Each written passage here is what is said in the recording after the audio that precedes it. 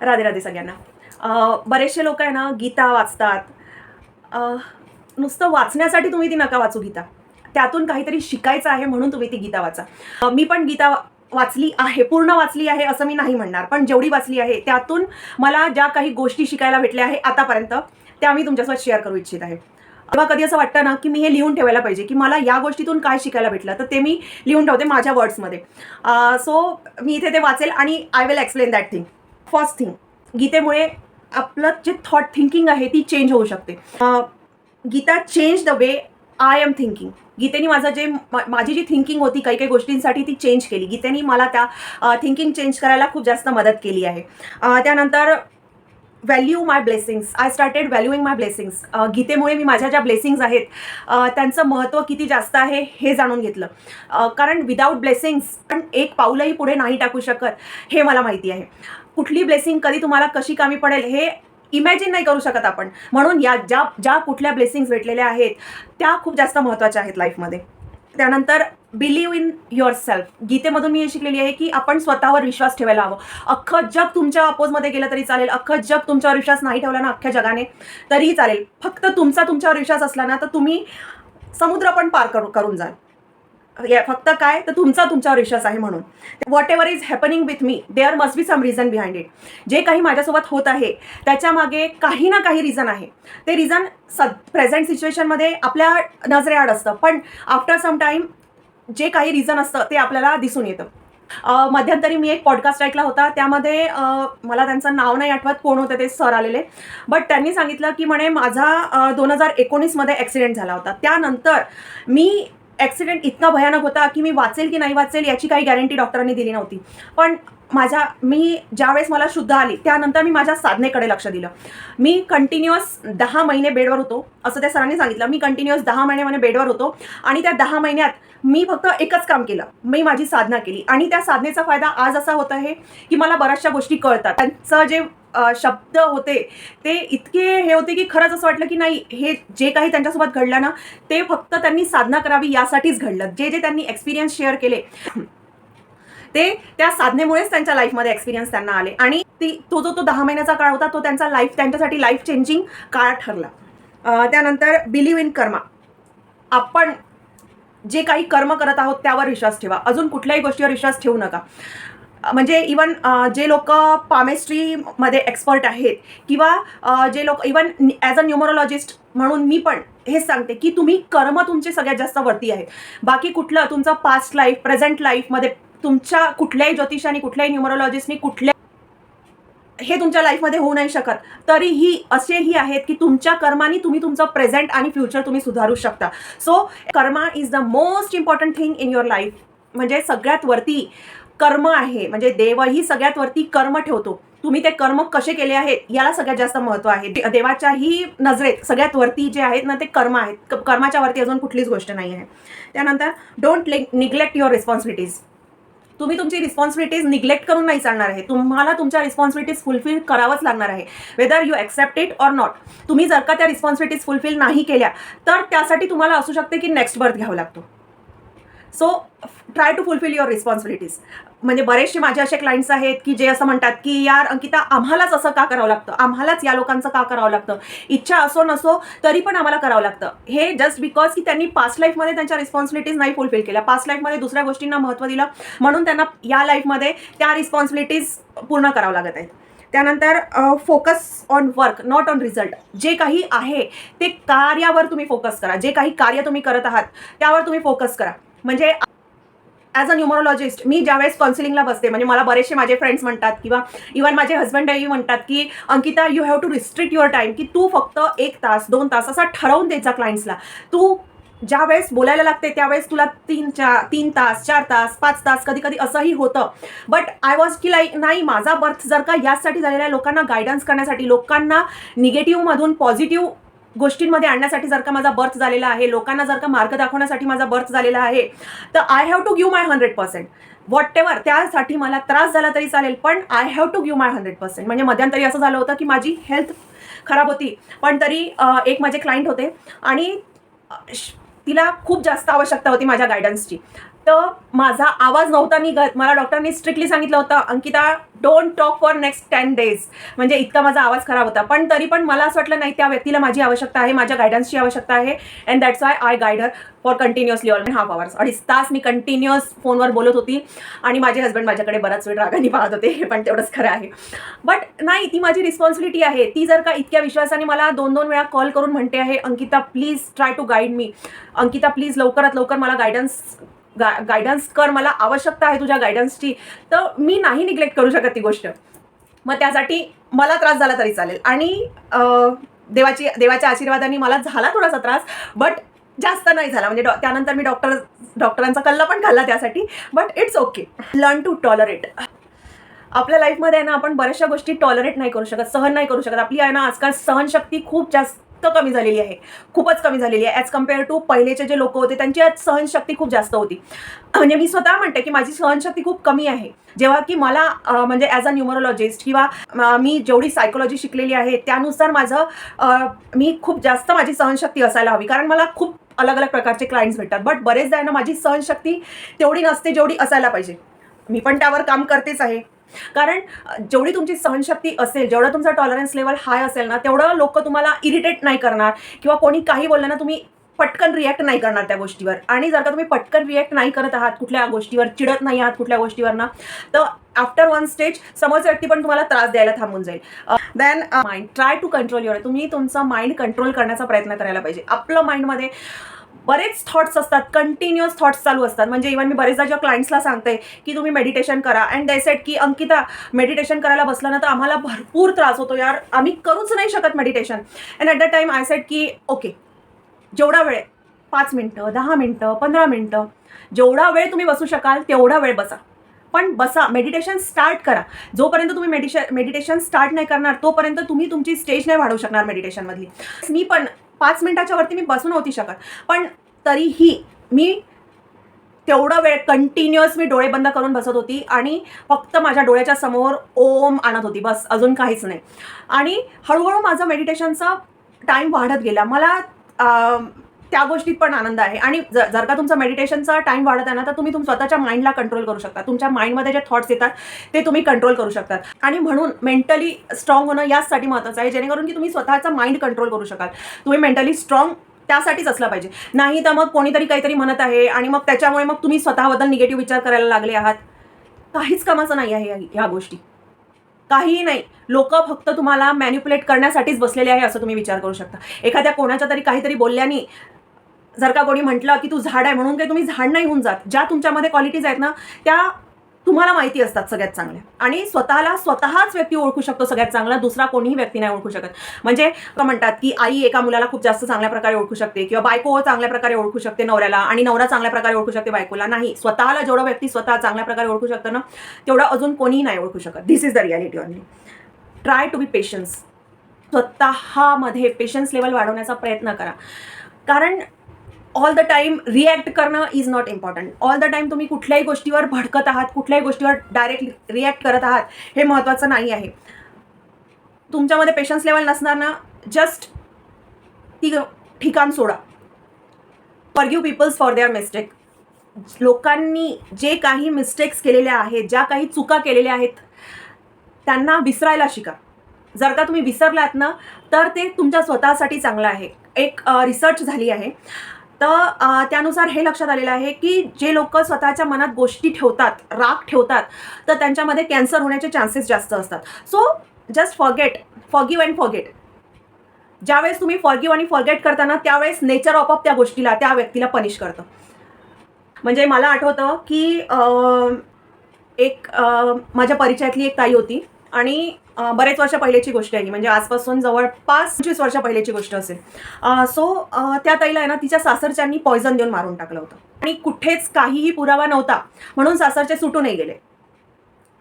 But नंतर त्यांची जी condition झाली ती आपल्या इमॅजिनेशनच्या पलीकडे होती. कारण म्हणजे त्या ताईच्या घरच्यांची इतकी कंडिशन नव्हती की ते परत मोठ्या दुसऱ्या कोर्टमध्ये जातील आणि परत ती केस चालू करतील, रिओपन करायला लावतील किंवा काही, किंवा लढतील ती केस, इतकी त्यांची कंडिशन नव्हती. बट जेव्हा यांनी त्या केसबद्दल विचार करायचा सोडून दिला की जाऊ दे, आपल्या मुलीच्या नशिबात जे होतं ते झालं तिच्यासोबत, असा त्या काकांनी जेव्हा विचार केला, त्याच्या 6 महिन्यानंतर, एक्झॅक्ट 6 महिन्यानंतर त्या ताईचं ज्या व्यक्तीसोबत लग्न झालं होतं, ही वॉज पॅरलाइज्ड. त्यांची पूर्ण प्रॉपर्टी गहाण ठेवल्या गेली. भावांमध्ये सगळ्या भांडणं झाले. त्यानंतर सासूला पण काहीतरी डिसीज होऊनच ती वारली.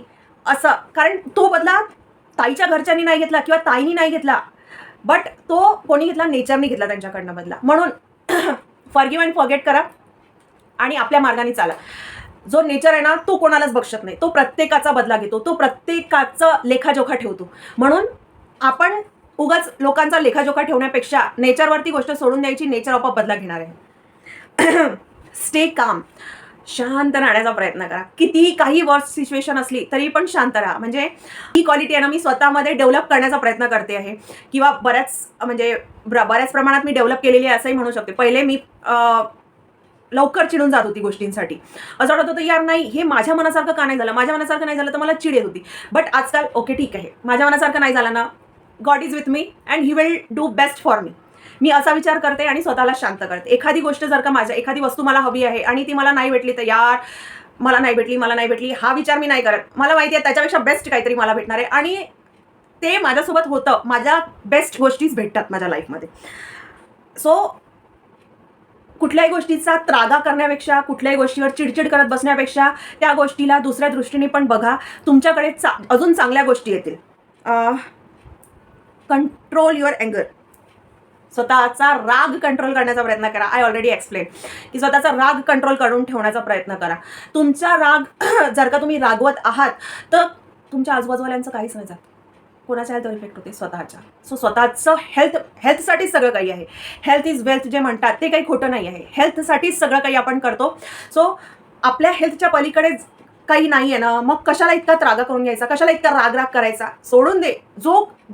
कोणी जे काही करत आहे तो त्याच्या कर्माने करत आहे गोष्टी, त्याला त्याचे कर्म करू द्या. आपण आपले कर्म करावं. आपण आपल्या कर्मावर कॉन्सन्ट्रेट करावं. त्याने असंच का नाही केलं, त्याने तसंच का नाही केलं, we are not anyone to discuss that thing.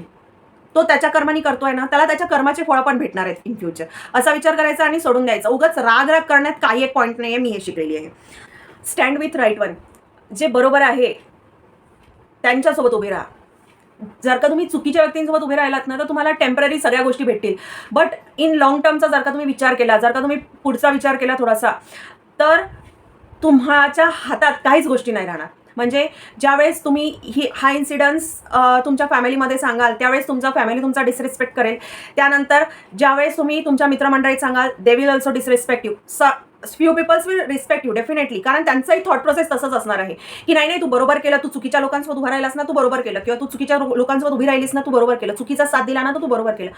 But जेव्हा तुम्ही रात्री झोपायला जाल तेव्हा तुमचं मन तुम्हाला काय सांगते यावर पण विचार करण्याची गोष्ट आहे. सो म्हणून ऑल द टाईम जे योग्य आहे त्यासोबत उभे राहा.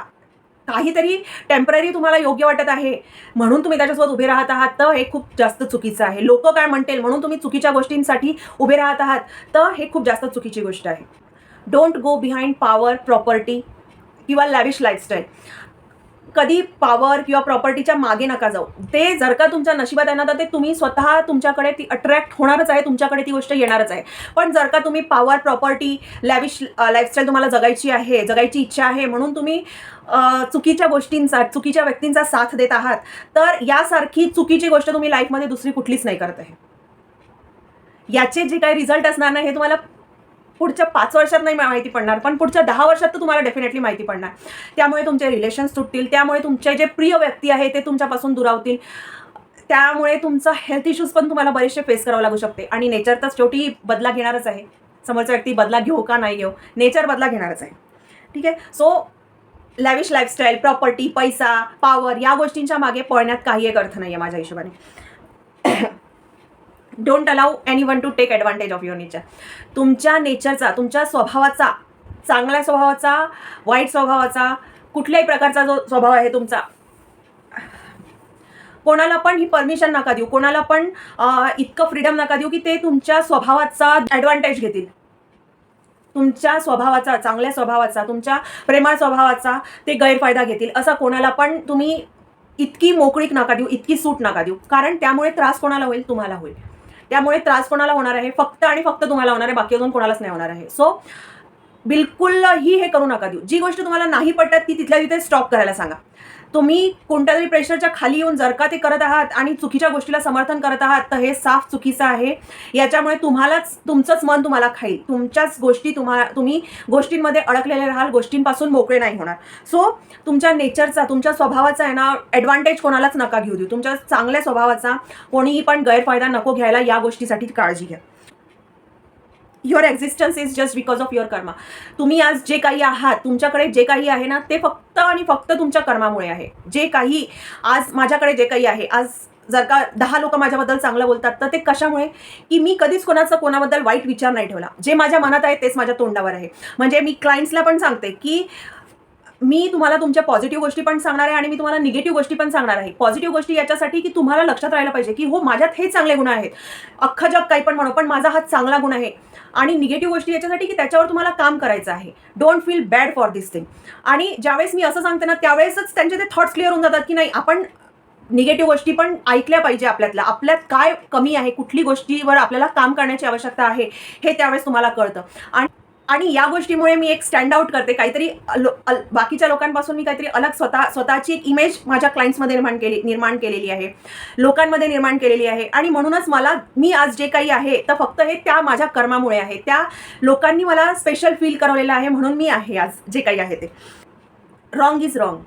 जे चुकीचं आहे ते चुकीचं आहे. यासाठी त्याला कितीही कोणी चांगलं करण्याचा प्रयत्न केला किंवा कोणी कितीही पण बरोबर तुमच्यासमोर बरोबर दाखवण्याचा प्रयत्न केला, तरी पण माझ्या हिशोबाने चुकीचं आहे ते चुकीचंच आहे. आजही जर का एखादी व्यक्ती लोकांच्या बोलण्यामुळे स्वतःच्या पत्नीवर संशय घेत असेल किंवा एखादी पत्नी लोकांच्या बोलण्यात येऊन स्वतःच्या पतीवर संशय घेत असेल, तर ही गोष्ट चुकीची आहे. तुम्हाला तुमच्या रिलेशनशिपमध्ये जर का तिसरा जण येऊन काहीतरी सांगत आहे, तर हाच तुमचं सगळ्यात मोठं नुकसान आहे. हाच तुमचा सगळ्यात मोठा ड्रॉबॅक आहे. कारण तुम्ही एकमेकांना समजण्यात कुठेतरी कमी पडलात. तुम्ही एकमेकांच्या रिलेशनमध्ये ज्यावेळेस तुम्ही तिसऱ्याचं इन्व्हॉल्वमेंट तुम्ही होऊ देता, तर ही तुमच्या रिलेशनशिपची कमजोर कडी आहे. तुमचं रिलेशनशिप किती कमजोर आहे हे यावरूनच लक्षात येतं. म्हणून जे चुकीचं आहे ते चुकीचंच आहे. त्याच्यासाठी कोणी किती एक्सप्लेनेशन दिलं तरी पण ते काही बरोबर नाही होणार आहे. Be kind but don't allow anyone to make you fool. तुमचा सौम्यपणा, तुमचा शांतपणा ही अलग गोष्ट आहे. बट तुमच्या त्या शांतपणामुळे, तुमच्या त्या सौम्य नेचरमुळे कोणी तुम्हाला मूर्ख बनवत आहे किंवा कोणी तुमचं दुरुपयोग करून घेत आहे, तर हे अतिशय चुकीची गोष्ट आहे. महाभारतमध्ये तसंच घडलं ना. द्रौपदीचं जे वस्त्रहरण झालं, द्रौपदीवर जी वेळ आली, तर ती कशामुळे आली? जस्ट बिकॉज की त्या 5 पांडवांनी कौरवांच्या बहकाव्यात येऊन, शकुनी मामाच्या बहकाव्यात येऊन, शब्दात अडकून खेळायलाच चालू केलं. जर का ते खेळच नसते खेळले, तर मग ही गोष्ट आलीच नसती. इतकं महाभारत घडलंच नसतं. देअर इज अ रिझन की ते महाभारत घडायचं होतं, म्हणून त्या ती सगळी सिच्युएशन आली. बट जर का ते लोक शब्दांना सिरियसली नसतं घेतलं किंवा त्यांच्या शब्दात नसते अडकले, कौरवांनी काहीतरी तुमच्या इगोवर गोष्ट केली, तर तुम्ही लगेच स्वतःचं सगळ्याच गोष्टीची भावांना पण बाजीवर लावून दिलं. त्यानंतर सगळे प्रॉपर्टी पण, जेवढा काही पैसा वगैरे सगळा होता, दागदागिने होते, सगळं काही तुम्ही केलं. बरोबर ना? पण हे किती चुकीचं होतं. म्हणून रॉंग इज रॉंग. त्यासाठी तुम्ही काही केलं तरी चुकीची जी गोष्ट आहे ती काही बरोबर नाही होणार आहे. पांडवांचा जो चांगला नेचर होता त्याचाच कौरवांनी आणि शकुनी मामांनी फायदा घेतला, अजून काहीच नाही. याच्यासाठी आपण कर्णचं पण उदाहरण घेऊ शकतो. दान शूर कर्ण, पण त्याला आपण फुलच बनवलं ना एका प्रकारे. जेव्हा त्याचं कवच मागून घेतलं, कर्णाने देऊन दिलं. जेव्हा की कर्णाला माहिती होतं हा कवच गेला की मी एकही दिवस जिवंत नाही राहू शकणार आहे लढाईमध्ये, पण तरी पण दानशूर कर्ण आहे. दान नाही केलं, ज्यांनी जे मागितलं ते त्याला दिलं नाही, तर मग आपलं ती जी एक पदवी आहे, दानशूर असण्याचं जे आपलं एक टॅग लागलेला आहे, तो कसा काय राहील? म्हणून मग त्यांनी ते दान करून दिलं. बट काय झालं? त्याच्यानंतरच लगेचच तो मेला ना युद्धात. त्याला मरण आलं ना, ते त्याच्यानंतरच आलं ना. सो तुमच्या नेचरचा कोणी पण तुम्हाला उल्लू नाही बनवायला पाहिजे, याची फक्त काळजी घ्या. You will get what you सॉ. तुम्ही जे पेरलं आहे तेच तुम्हाला भेटणार आहे. त्याच्यापेक्षा जास्त काहीतरी अलग नाही भेटणार आहे. जे तुम्ही लोकांना द्याल ना तेच तुमच्याकडे वापस येतं. आता काही दिवस पहिले काय झालं, आता जोपर्यंत मी स्वतः फ्रूटची शॉपिंग नाही करत, मी स्वतः फ्रुट्स नाही घेत ना, तोपर्यंत मला समाधान नाही भेटत. तर मी फ्रुट्स घ्यायला, तर माझे परमनंट फ्रुट्सवाले आहेत, मी त्यांच्याचकडे जाते. मी दुसरीकडे जात पण नाही फ्रुट्स घ्यायला. मी फ्रुट्स घ्यायला गेली, तिथे मी फ्रूट घेऊन राहिली होती. तर त्याच वेळेस आहे ना कोणीतरी मागितलं मला की दीदी आम्हाला पण केळं वगैरे काहीतरी दे ना, काहीतरी खायला दे. तर मी त्या फ्रूटवाले भैयाला म्हटलं भैया मेरे को आधा डझन केला दे दो, मैं इनको दे देती हूँ पहले, फिर बाद में हम लोग अपना हिसाब कर लेंगे. त्याने ते फ्रुट्स दिले आणि मी त्यांना दिलं. त्यानंतर मी माझ्या मुलीच्या शाळेत गेली. तिकडनं वापस येताना ना माझी गाडी स्टार्ट नव्हती होऊन राहिली. कुठून कोण जाणे एक व्यक्ती आला, त्याने माझी गाडी स्टार्ट करून दिली आणि नंतर मी माझ्या घरी वापस आली. मी चांगले कर्म केले, कुठे ना कुठे त्याचाच रिझल्ट मला भेटला ना. जर का मी ते चांगले कर्म नसते केले तर मला नसता रिझल्ट भेटला. म्हणून मग जे काही तुम्ही करता त्याचाच रिझल्ट तुम्हाला भेटणार आहे. तुम्ही जे काही करता, तुम्हाला ज्यावेळेस मदतीची, जर का तुम्ही निस्वार्थपणे कोणाची तरी मदत करत आहात ना, तर तुम्हाला आवश्यकता असताना डेफिनेटली कुठून ना कुठून तुम्हाला मदत भेटणार आहे. पण तेच जर का तुम्ही इंस्टाग्रामवर फोटो टाकण्यासाठी, यूट्यूबवर व्हिडिओ टाकण्यासाठी जर का तुम्ही मदत करत आहात ना, तर तुम्हाला या गोष्टी कधी त्याचा रिझल्ट नाही भेटणार आहे. कारण तुम्ही एका प्रकारे त्या व्यक्तीची इन्सल्ट करत आहात. या काही गोष्टी होत्या ज्या मी स्वतः गीतेपासून शिकली आहे. अजून बऱ्याचशा गोष्टी आहे ज्या की मी शिकायची आहे, ज्या की मी माझ्या लाईफमध्ये इम्प्लिमेंट करेल आणि जसं जसं मला अजून गोष्टी मी शिकेल गीतेमधून तशा मी तुमच्यासोबत पण त्या शेअर करेल. तुम्ही यातल्या कुठल्या गोष्टी शिकलात गीतेमधून, किंवा तुम्ही कधी या गोष्टी स्वतःच्या लाईफमध्ये इम्प्लिमेंट केल्यात का, ते मला नक्की सांगा. अजून अशा माहितीसाठी तुम्ही आम्हाला फॉलो करू शकता. सर्व लिंक्स डिस्क्रिप्शन बॉक्समध्ये दिलेले आहेत. राधे राधे.